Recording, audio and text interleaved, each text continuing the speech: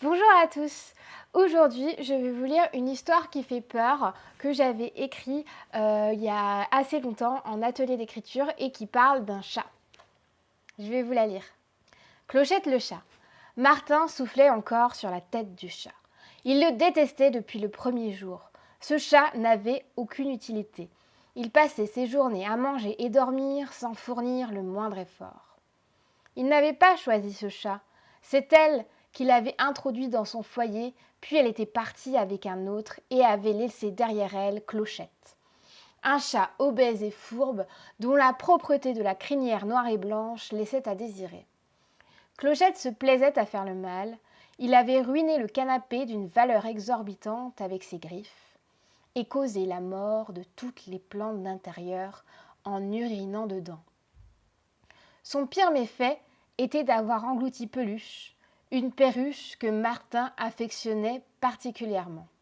Clochette était un être cruel, rien que son regard, où s'agitaient deux traits noirs dans ses deux billes jaunes, permettait de s'en rendre compte. Martin avait pris une décision importante au cours de la nuit.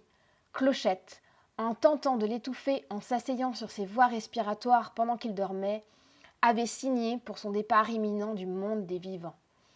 La question qui le taraudait désormais était de savoir comment se débarrasser d'un chat encombrant sans attirer l'attention.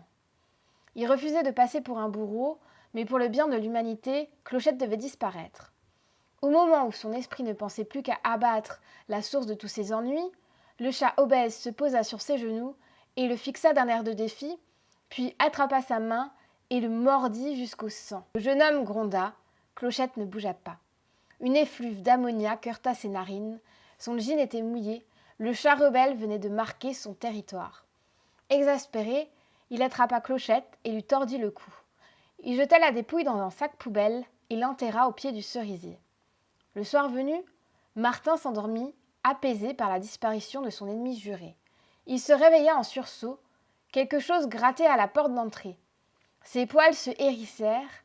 Armé d'une batte de baseball, il ouvrit la porte et découvrit Clochette. Clochette, couvert de terre, le regard noir, crachait en montrant les dents, visiblement mécontent de ses aventures. Le chat lui sauta sur la jambe et y planta ses griffes, lacérant son pyjama et sa chair. La batte de baseball s'abattit sur le crâne de Clochette. Le sang gicla jusque sur les murs. Il pensait en avoir enfin fini avec ce foutu Clochette. Il nettoya l'entrée et enterra à nouveau Clochette au pied du cerisier. Cette fois-ci, il y resterait. Il l'avait salement amoché. Il retourna dans son lit, se blottit dans sa couette et se rendormit sereinement.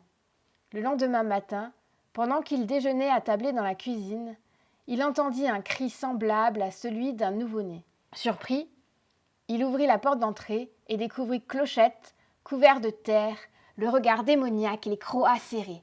Une odeur nauséabonde de putréfaction le prit au nez. L'animal lui sauta à la gorge. Le sang gicla contre le mur. Clochette avait triomphé. Son maître n'était plus. Voilà. Donc j'espère que cette nouvelle vous a plu. Je l'ai écrite il y a assez longtemps et je m'étais mis en tête de vous lire plein de textes oubliés qui sommeillent dans mes disques durs ou dans mes carnets. À samedi pour la prochaine vidéo. Je vous embrasse et à bientôt. Si vous écrivez, écrivez bien. Sinon, lisez des livres.